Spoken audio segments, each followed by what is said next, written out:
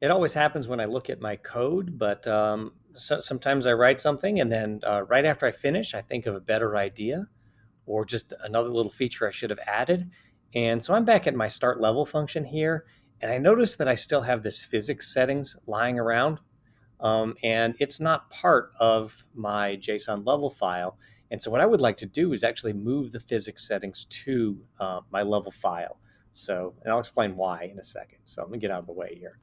So what I'm going to do is my physics settings are, I've got gravity is 0.5 and terminal velocity is 24. I'm just going to copy this over, and I'm going to go to my JSON file. Just go to the very end.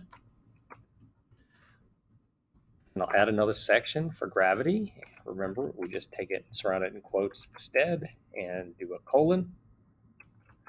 I'll do the same with my terminal velocity. Rid of the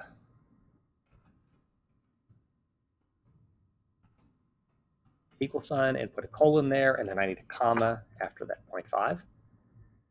And so now we should have, oh, I'm missing my quote right here. Okay, so there we go. So now we've got valid JSON data again. And what I think I want to do is put the physics settings inside the JSON file, because that way, if I want to design more worlds and each world has different physics, I can do that. So, let's say I wanted to have an Earth world and a Moon world and an underwater world. Um, I can sit there and tinker with the gravity and terminal velocity in the world data instead of trying to figure out how to deal with that in the code. And so let's just go into the code here, and I'm just going to, we'll just tab this over so that it is actually inside the start level function. And the gravity is going to be, instead of 0.5, I'm just going to say data and gravity.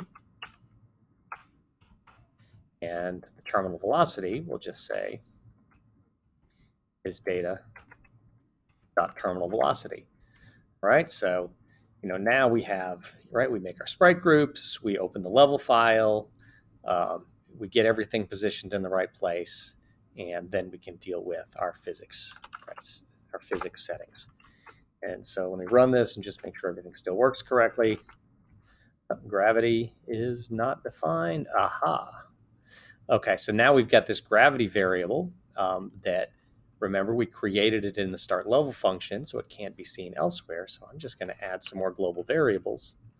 And I'm going to do gravity and terminal velocity. Right, and you know what I'm going to do too? Just because these are my sprites and sprite groups, I'm going to go ahead and just break them up so it's a little bit, we have things broken down by group. Let's see.